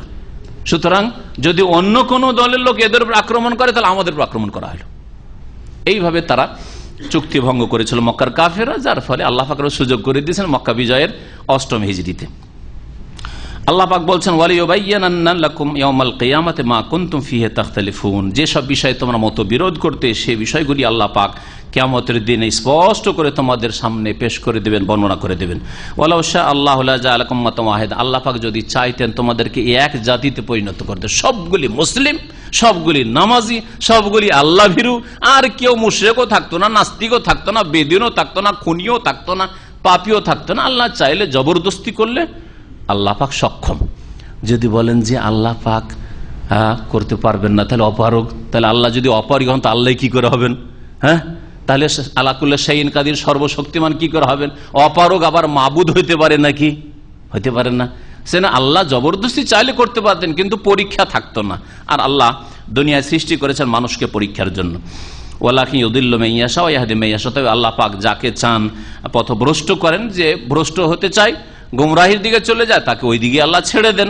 ওয়া ইয়াহদি মান ইয়াশা, আর যাকে চান আল্লাহ হেদায়েত করে, যে হেদায়েতের দিকে আসতে চায়, তাকে আল্লাহ পাক হেদায়েতের রাস্তায় তৌফিক দেন।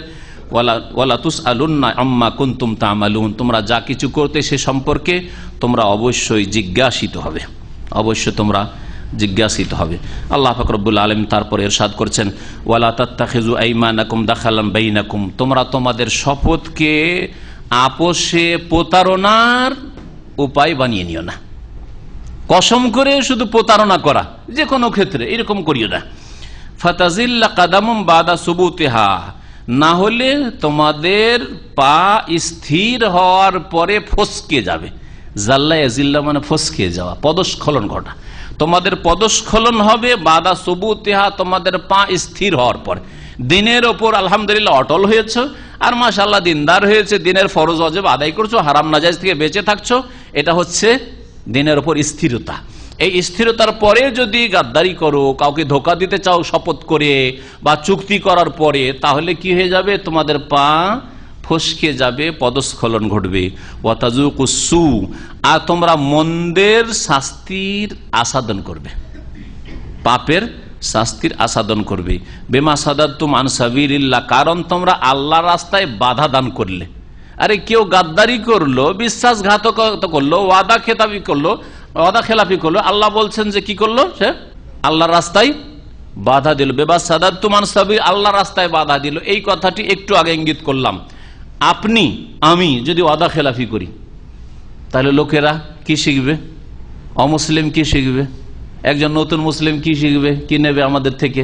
যে আরে এদের মধ্যে ধার্মিক লোক, দাড়িওয়ালা লোক রে, আর এরা মিথ্যা কথা বলে। হ্যাঁ, এরা ইসলামের কথা বলে আর ইসলামের দাওয়াত দেয় লোকজনকে, আর এরা ওয়াদা খেলাফি করে, টাকা নিয়েছে 1 সপ্তাহ বলে, আর বছরকে বছর চলে যাচ্ছে, ওর কোন খোঁজ খবর নেই। এইরকম যে কোনো ক্ষেত্রে এক দল আর এক দল, একটি জাতি আরেকটি জাতির সাথে যে চুক্তি, আন্তর্জাতিক চুক্তিগুলি রয়েছে, এগুলির ক্ষেত্রে যদি এইরকম গাদ্দারি করা, যে সুযোগ পেয়েছে দে মেরে, দেশে পেয়েছি আর কেউ নাই, দে কাফেরকে মেরে, আর এদের দেশের লোকেরা অনেক জুলুম অত্যাচার করছে, আর আমরা এখানে পেয়ে গেছি, দে একে মেরে দে। এই কাজগুলি করে যারা, এই যে আজকাল যাদেরকে বলা হচ্ছে যে খারেজি, ওদের ভাষা, ইহুদিদের ভাষায় বলছি না, সন্ত্রাসী ওইসব ভাষা বলছি না, কিন্তু আমাদের খারেজি।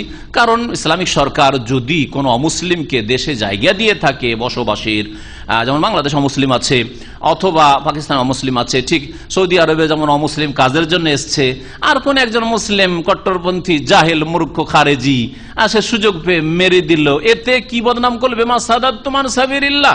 অনেক লোকেরা ইউরোপ পশ্চিমা দেশগুলিতে ইসলাম গ্রহণ করতে চাইছিল, কিন্তু দেখলো যে আরে আমাদের লোককে ওখানে মারছে। কারা? ওরা যারা মৌলবাদী, ওদের ভাষায় মারছে। তার মানে ইসলাম ভালো না। ইসলামকে বদনাম করলো না? আল্লাহ তাই বলছেন বেমা সাদাতুম আন সাবিলিল্লাহ, যার মাধ্যমে তোমরা আল্লাহর রাস্তায় চলতে বাধা সৃষ্টি করবে। অনেক লোক ইসলাম গ্রহণ করতে চাইছিল, তোমাদের কারণে ইসলাম গ্রহণ করবে না। ওয়ালাকুম আযাবুন আযীম। আর শুধু তাই নয় যে ইসলামের ক্ষতি করলে তোমাদের জন্য মহা শাস্তিও রয়েছে দুনিয়া আখিরাতে। ওয়ালা তাশতারু বিআহদিল্লাহি সামানান কালীলা ইন্নামা ইনদাল্লাহি হুয়া খায়রুল লাকুম ইন কুনতুম তা'লামুন। ওয়ালা তাশতারু, ইশতারা ইয়াশতারি মানে হচ্ছে কি? ক্রয় করা। আরো শুনে রাখেন, শুধু ক্রয় করা বললেন, এই শব্দটিকে বলা হুরুফে আজদাদ, মানে বিপরীত অর্থ বহন করে। ইশতারা ইয়াশতারি মানে ক্রয় করা, কেনাও হয় আর বিক্রি করাও হয়। কেনা বেচা দুই অর্থে ব্যবহার হয়। এই জন্য কোন কোন অনুবাদক দেখবেন তর্জমা করেছে ওয়ালা তাশতারু বিআহদিল্লাহি সামানান কালীলা, তোমরা আল্লাহর চুক্তি বিনিময়ে অল্প মূল্য ক্রয় করিও না, এই অর্থ করেছে কেউ। ওয়ালা তাশতারু, তোমরা ক্রয় করিও না বিআহদিল্লাহ, আল্লাহ পাকের চুক্তির বিনিময়ে, বাকে মোকাবেলা বিনিময়ের অর্থে নিয়ে, সামান অল্প মূল্য মানে দুনিয়ার তুচ্ছ স্বার্থ হাসিলের জন্য আল্লাহর যে চুক্তি, মানে আল্লাহর নাম নিয়ে যে চুক্তি করেছিলে, অথবা আল্লাহর দিনকে বিক্রি করে দাও, ইমানকে বিক্রি করে দাও, ইসলামকে বিক্রি করে দেওয়া, মন্দিরে চলে যাও, মাজারে চলে যাও, মিলাদে চলে যাও, শিরক বিদাতের আস্তানায় চলে যাওয়া, এগুলি হচ্ছে বিদাতি কাজ করা। কোরআন খানি করলে কিছু টাকা পয়সা ইনকাম হবে, সেজন্য অল্প মূল্যে গিয়ে কোরআন খানি আপনার ইবাদতকে বিক্রি করে চলে আসলেন। ওয়ালা তাশতারু বিআহদিল্লাহ, আল্লাহ পাকের চুক্তির বিনিময়ে সামানান কালীলা, অল্প মূল্য ক্রয় করিও না। আর কেউ কেউ তর্জমা করেছেন বিক্রির অর্থ দিয়ে, ওয়ালা তাশতারু বিআহদিল্লাহ, আল্লাহর আহাদকে, আল্লাহর চুক্তিকে বিক্রি করিও না সামানান কালীলা, অল্প মূল্যে।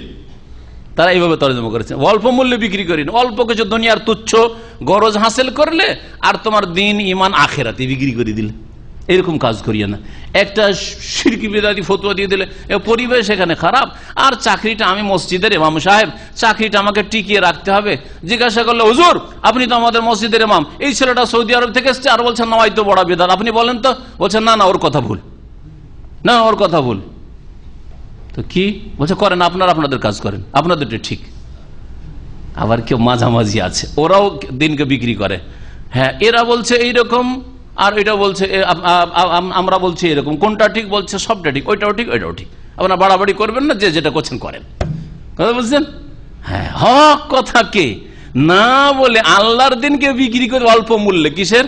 ওই যে কয়েক হাজার টাকার একটা মক্তবের চাকরি, মসজিদের ইমামতি, অথবা মাদ্রাসার একটা চাকরি, অথবা দুনিয়ার কোনো গরজ, ইত্যাদি ইত্যাদি। আল্লাহ পাক রব্বুল আলামিন তারপরে বলছেন যে ইন্নামা ইনদাল্লাহি হুয়া খায়রুল লাকুম, দুনিয়ার অল্প গরজ হাসিল কেন করবে? কারণ আল্লাহর কাছে যা কিছু রয়েছে সেটা তোমাদের জন্য সবচেয়ে কল্যাণকর। ইন কুনতুম তা'লামুন, যদি তোমরা জানতে যে আল্লাহ পাক দুনিয়া আখিরাতে নেক মানুষদের জন্য, হকপন্থীদের জন্য কি রেখেছেন। মা ইনদাকুম ইয়ানফাদ, তোমাদের কাছে যা কিছু আছে তা নিঃশেষ হয়ে যায়, তা শেষ হয়ে যায়।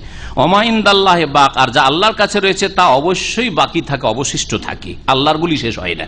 ওয়ালা নাজিয়ান্নাল্লাযীনা সাবারু আজরাহুম, আর অবশ্যই আমি ওই সব লোকদেরকে প্রতিদান দেব তাদের পুরস্কার, বিআহসানি মা কানু ইয়ামালুন, যা তারা কর্ম করেছে তার সর্বোত্তম বদলা, সর্বোত্তম প্রতিদান। মান আমিলা সালিহান মিন যাকারিন আও উনসা, এই আয়াতটি শুনেন মনোযোগ সহকারে। সুখের জীবন, শান্তির জীবন যদি পেতে চান, আল্লাহ বলছেন কেউ যদি ভালো কাজ করে, মিন যাকারিন আও উনসা, পুরুষ হোক অথবা নারী, আপনি হন আর আপনার স্ত্রী, আপনার ছেলে হোক আর আপনার মেয়ে, যে ভালো কাজ করবে, কি অবস্থায়? ওয়াহুয়া মুমিনুন, মুমিন অবস্থায়, মুসলিম হয়ে, কিন্তু শিরকের অবস্থায় নয়, বিদাতের অবস্থায় নয়, তৌহিদবাদী মুসলিম মুমিন হয়ে যদি ভালো কাজ করে কোন নারী পুরুষ, ফালানুহিয়ান্নাহু হায়াতান তাইয়্যিবা, তাহলে অবশ্যই তাকে বা তাদেরকে আমি পবিত্র জীবন দান করব, পবিত্র জীবন দান করব। এই পবিত্র জীবন কি? ওয়ালা নাজজিয়ান্নাহুম, আর অবশ্যই তাদেরকে আমি বদলা দেব, আজরাহুম, তাদের পুরস্কার, কি? বিআহসানি মা কানু ইয়ামালুন, যা কিছু তারা করেছে তার সর্বোত্তম বদলা। এই হায়াতে তাইয়্যিবা কি জিনিস, এই মর্মে সালাফে সালেহিন, সাহাবায়ে কেরাম, তাবেঈনরা কি বলেছেন একটু আপনাদের শুনে। আব্দুল্লাহ বিন আব্বাস রাদিয়াল্লাহু তাআলা আনহু প্রখ্যাত সাহাবী মুফাসসির, সবচেয়ে বড় মুফাসসির সাহাবী, তিনি এবং একদল বলছেন যে আল্লাহ যে হায়াতে তাইয়্যিবা দান করবেন ঈমান এবং নেক আমল হইলে, নেক জীবন যাপন করলে, এটা হচ্ছে হালাল রিজিক দান করবেন। হালাল রিজিক দুনিয়ায় দান করবেন। হালাল রিজিকে কোনোদিন পেরেশানি হবে না, কি খাবো, কি খাওয়াবো ছেলে মেয়েকে, কিভাবে বাপ মায়ের খরচ চালাবো ইত্যাদি, কিভাবে চিকিৎসা করবো, না না না, কখনো ওইসব ফিকির করা লাগবে না। একটি তাফসীর আলী ইবনে আবি তালিব রাদিয়াল্লাহু তাআলা আনহু থেকে দ্বিতীয় তাফসীর সাহাবীর তাফসীর ইবনে কাসির রয়েছে, তিনি বলছেন নাফাসারা বিল কানাআহ, তিনি বলছেন মানুষকে আল্লাহ পরিতৃপ্তি দান করবেন, পরিতুষ্টি মনের, অল্পতে মনটায় শান্তি। ডাল ভাত খেয়ে, শুকনো রুটি খেয়ে, এতেই শান্তি পাবেন আপনি। 500 রিয়াল বেতনে কেউ শান্তি পায়, আর কেউ 5000 রিয়ালও শান্তি পায় না, ঠিক কিনা? এটাকে কানাত বলা হয়, মনের পরিতুষ্টি, পরিতুষ্টি দান করবেন। এই তাফসীর আব্দুল্লাহ বিন আব্বাস থেকেও আরেকটি তাফসীর বর্ণিত রয়েছে। ইবনে আব্বাস থেকে আরেকটি তাফসীর রয়েছে আন্নাহা হিয়া সাআদা, হায়াতে তাইয়্যিবা, নেক আমল যদি করেন ঈমানের অবস্থায়, তাহলে আল্লাহ হায়াতে তাইয়্যিবা দান করবেন। এই হায়াতে তাইয়্যিবা মানে হচ্ছে সৌভাগ্য আল্লাহ দান করবেন, সাআদাত, সৌভাগ্য আল্লাহ ভাগ্যবান করবেন আল্লাহ পাক রব্বুল আলামিন। সৌভাগ্য, আপনি গরিব হয়েই থাকলেন কিন্তু মাশাআল্লাহ আপনার সবগুলি ছেলে নেক, পরেজগার, আপনার মওতের পরে দোয়া করতে থাকবে দীর্ঘকাল ধরে, আর ওরা মাশাআল্লাহ কেউ বাটমার হইল না, কেউ চোর হইল না, সবগুলি ভালো কাজে লাগলো, আল্লাহ পাক তাদের বরকত দিলেন। এটা সৌভাগ্য নয়? হয়তো আপনি একটু কষ্ট করে ছেলে মেয়ে মানুষ করেছেন, কিন্তু সৌভাগ্য আপনার জন্য। আল্লাহ পাক ভালো পরিবেশ আপনাকে দান করে দিলে সৌভাগ্য না? সৌভাগ্য কথাটি অনেক ব্যাপক, মানসিক দিক থেকে, শারীরিক দিক থেকে, সব দিক থেকে, আপনার আর্থিক দিক থেকে, পরিবেশের দিক থেকে, সামাজিক দিক থেকে, সব দিক থেকে সুখে থাকা। তারপরে বলছেন যে হাসান মুজাহিদ কাতাদা লা ইয়াতিবু লি আহাদিন হায়াতুন ইল্লাল জান্নাহ, আসল হায়াতে তাইয়্যিবা, হায়াতে তাইয়্যিবা পাক পবিত্র জিন্দেগি হচ্ছে জান্নাতের জিন্দেগি, আল্লাহ পাক জান্নাত দেবেন। এটা একটা তাফসীর। আর দাহাক তাবেই তিনি তাফসীর করতে বলছেন হালাল রিজিক দান করবেন হায়াতে তাইয়্যিবা মানে, আর দুনিয়াতে ইবাদত বندگির তৌফিক দেবেন। আর কয়টা লোক এরকম আছে, টাকা পয়সার অভাব নেই আলহামদুলিল্লাহ, কারো কাছে এক পয়সা ধার করতে হয় না, আর ইবাদত বندگি সব ঠিক আছে, দিন ইসলামও ঠিক আছে, হারাম কাবিরা থেকেও বেঁচে আছে। কয়টা লোক পাবেন আপনি মুসলিমদের মধ্যে? অমুসলিমের তো নাই, মুসলিমে কয়টা পাবেন আপনি? হ্যাঁ, তাহলে এই জীবন আল্লাহ দান, এটা হচ্ছে হায়াতে তাইয়্যিবা। আর দাহাক থেকে আরো বর্ণিত রয়েছে হিয়াল আমালু বিত্তাআতি ওয়াল ইনশিরাহ বিহা, নেক আমল করে মনের শান্তি, তাহাজ্জুদ পড়লে মনের শান্তি, ফজরে জামাতে পড়লে মনের শান্তি, জামাত কখনো ছুটে গেলে মনে অশান্তি। এই যে নেকির কাজ করলে, দান খায়রাত করলে মনে শান্তি, বাপ মাকে টাকা দিলেই শান্তি, ভাই বোনকে দিতে পারলেই শান্তি, দিতে পারলে শান্তি, নেকির কাজ করতে পারলেই শান্তি, আর মনটা প্রশস্ত হয়, উদার হয়ে যায়। এটাকে বোঝানো হয়েছে হায়াতে তাইয়্যিবা ওয়াস সাহিহ। ইমাম ইবনে কাসির রাহমাতুল্লাহ বলছেন আন্নাল হায়াতে তাইয়্যিবা তাশমালু হাযা কুল্লা, হায়াতে তাইয়্যিবা এই যতগুলি কথা বললাম সবগুলিকে শামিল, সবগুলিকে সার্বিক জীবনে আল্লাহ পাক রব্বুল আলামিন শান্তি দান করবেন। যেমন সহিহ মুসলিমের হাদিস রয়েছে কাদ আফলাহা, ওই ব্যক্তি সার্বিক মঙ্গল হাসিল করলো, মান আসলামা, যে মুসলিম হতে পারলো, রোজেকা কাফাবেন, চলার মতো তাকে রিজিক দেওয়া হইলো, কখনো কারো দ্বারস্থ হইতে হয়নি, কারো কাছে ধার খরচ করে কথা শুনতে হবে এরকম হয়নি কখনো। ধার খরচ প্রয়োজনে জায়েজ রয়েছে, কিন্তু তার সাথে কথা শোনা, দেন দিচ্ছেন না কেন, এরকম হয়নি, বেজ্জতিও হয়নি। ওয়াকান্নাহুল্লাহ বিমা আতা, আর আল্লাহ যা দান করেছেন তাতে পরিতুষ্টিও আল্লাহ দান করলেন তাকে। মনে যদি শান্তি থাকে, আলহামদুলিল্লাহ অনেক সুখে আছি, অসুস্থ আলহামদুলিল্লাহ অনেক সুখে আছি, তাহলে এটা হচ্ছে শান্তি। কিন্তু একটু সর্দি কাশি হইতে ভাই বলিয়েন না ভাই, কাশিতে আর ভালো লাগছে না, আমার একটু কাশি হচ্ছে এতে, এইরকম অনেকে আর ভালো লাগছে না এই কাশি, হ্যাঁ, ওতে অশান্তি। আল্লাহ পাক রব্বুল বলেছে ফাইদা কারাআতাল কোরআন ফাস্তাইজ বিল্লাহি মিনাশ শাইতান, তোমরা যখন কোরআন তেলাওয়াত করবে তখন বিতাড়িত শয়তান থেকে আশ্রয় কামনা করবে আল্লাহ পাকের, আউযু বিল্লাহি মিনাশ শাইতানির রাজিম বলেই তুমি কোরআন তেলাওয়াত শুরু। কোরআন তেলাওয়াতের শুরুতে আল্লাহ পাক পড়তে বলছে, আর 98 নম্বর আয়াত সূরা নাহলে আল্লাহ পাক তারপরে বলছেন ইন্নাহু লাইসা লাহু সুলতানু আলাল্লাযিনা আমানু ওয়া আলা রাব্বিহিম ইয়াতাওয়াক্কালুন, আধিপত্য চলে না, দাপট চলে না শয়তানের ওই সব লোকদের উপর যারা মুমিন বিশ্বাসী, ওয়া আলা রাব্বিহিম ইয়াতাওয়াক্কালুন, আল্লাহর উপর যারা আস্থা ভরসা রাখে তাদের উপর। শয়তান ক্ষমতা খাটাতে পারে না, ক্ষমতা কার উপর খাটায়, দাপট কার উপর চলে, প্রভাব বিস্তার কার উপর করে, ইন্নামা সুলতানু আলাল্লাযিনা ইয়াতাওয়াল্লাউনাহু, শয়তানের দাপট ওদের ওপর চলে যারা শয়তানকে পৃষ্ঠপোষক হিসাবে গ্রহণ করে, শয়তানের সাথে বন্ধুত্ব স্থাপন করে, পাপের কাজের দিকে বাড়ে। ওয়াল্লাযীনা হুম বিহি মুশরিকুন, আর যারা আল্লাহর সাথে শরীক করে, মুশরিক, তাদের পিছনে শয়তান লাগে। ওয়া ইযা বাদদালনা আয়াতাম মাকানা আয়া ওয়াল্লাহু আ'লামু বিমা ইউনাজ্জিল। আল্লাহ পাক বলছেন যে কোরআনে কারীমে কখনো একটি আয়াত নাজিল করে আবার সেটাকে রহিত নাসিখ মানসুখ করে দিয়ে আর একটা নতুন আয়াত যখন নাজিল হইতো, তখন আরব মুশরিকেরা বলতে, দেখো দেখো মোহাম্মদ মিথ্যা কথা বলছে, কালকে একটা কথা বলছিল, 10 দিন আগে একটা কথা, আজকে আর একটা কথা, উল্টা কথা বলছে। আল্লাহ পাক ওর জবাব বলছেন যে এটা নবীর হাতের না, এটা আমি আল্লাহ জিবরাইল দিয়ে নাজিল করি, আর আমার বিধান যেভাবে ইচ্ছা আমি দিয়ে থাকি, যখন যেমন বিধান দিয়ে থাকি। ওয়া ইযা বাদদালনা আয়াতান মাকানা আয়া, যখন আমি পরিবর্তন করে থাকি একটি আয়াতকে আর একটি আয়াতের স্থানে, ওয়াল্লাহু আ'লামু বিমা ইউনাজ্জিল, আর আল্লাহ বেশি ভালো জানেন যা নাজিল করছেন, কোনটা নাজিল করলে ভালো হবে। কালু, তখন কাফের মুশরিকেরা বলে, ইন্নামা আনতা মুফতার, হে মোহাম্মদ তুমি তো মিথ্যা রচনাকারী, মিথ্যুক তুমি, কি কথা বলো, একদিন একটা আরেকদিন আরেকটা। বাল আকসারুহুম লা ইয়ালামুন, বরং এরা অধিকাংশ লোক জানে না। কুল, হে নবী তাদের উত্তরে বলে দাও, নাজ্জালাহু রূহুল কুদুস মির রাব্বিক বিল হক, সত্য সহকারে তোমার প্রতিপালকের পক্ষ থেকে রুহুল কুদুস পবিত্র আত্মা জিবরিল আমিন আলাইহিস সালাতু সালাম নাজিল করেছেন, এতে আমার কোনো কর্তৃত্ব ক্ষমতা নেই। লিউসাব্বিতাল্লাযীনা আমানু, যাতে করে আল্লাহ পাক মুমিনদেরকে দৃঢ় প্রতিষ্ঠিত রাখেন, ওয়া হুদান, এবং তাতে হেদায়েত রেখেছেন, ওয়া বুশরা লিল মুসলিমিন, আর মুসলিমদের জন্য তাতে সুসংবাদ রয়েছে। আল্লাহ পাক রব্বুল আলামিন যেন কোরআনে কারীম বুঝার তৌফিক দান করেন। আল্লাহ পাক আমাদের সকলকে যেন হেদায়েতের পথে রাখেন। আল্লাহ পাক রব্বুল আলামিন যেন গুমরাহি থেকে বাঁচিয়ে রাখেন। আল্লাহ পাক ফরায়েজ ওয়াজিবাত আদায় করা তৌফিক দান করেন। আল্লাহ পাক রব্বুল আলামিন নবী করিম সাল্লাল্লাহু আলাইহি ওয়াসাল্লামের শাফাআত যেন দান করেন। আল্লাহ পাক রব্বুল আমাদের জান্নাতুল ফিরদৌস যেন দান করেন। সুবহান রাব্বিকা রব্বিল ইজ্জাতি আম্মা ইয়াসিফুন ওয়া সালামুন আলাল মুরসালিন ওয়ালহামদুলিল্লাহি রাব্বিল আলামিন।